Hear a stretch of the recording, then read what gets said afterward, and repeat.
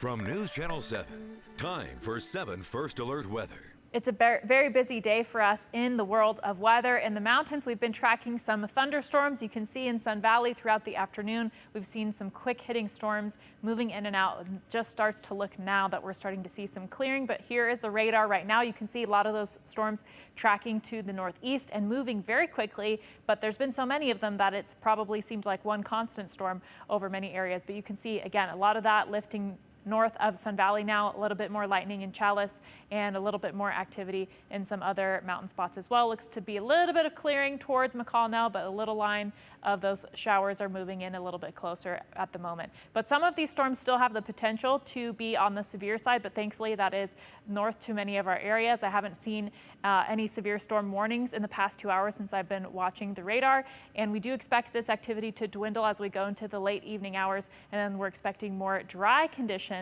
with a little bit more clouds, at least for the next 24 hours. But mainly, not everyone is seeing the storms, so maybe you're noticing the wind. We certainly can still see some of that potential till later tonight.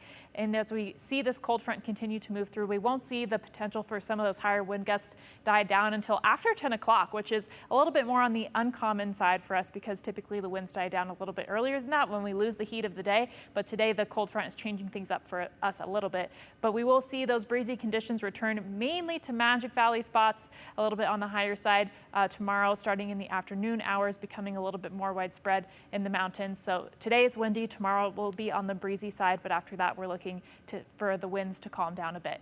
Also, okay, maybe you didn't notice the wind, maybe you didn't notice the storms, but maybe now you're noticing the smoke. And so because this wind is moving in from the west, it is bringing in more wildfire smoke for us. So this is the view right now from Bogus Basin. So you can see it's changed quite a bit today. So again, here's some of that smoke moving in from the west. We do expect that to increase as we go into the late night and overnight hours. So maybe not the best night to leave the windows open, even though we are expecting cooler conditions with the cold front as it moves through. But you can see it will be short-lived because we're expecting clearer conditions by tomorrow morning and the afternoon. But today we certainly saw those warmer temperatures are up to 100 degrees over in Mountain Home, but we are expecting cooler conditions behind the cold front. So tomorrow's high temperature is expected to be 77, then we warm up to 83 and 80, so we are moderating a little bit with those temperatures. And we still have a red flag warning in place, and that does not expire until 9 o'clock tonight, and that's because the weather conditions could make a fire spread really quickly if one does start. But you can see for tomorrow, much clearer than what we're seeing today, but again, those breezy conditions will be around in those mountain spots.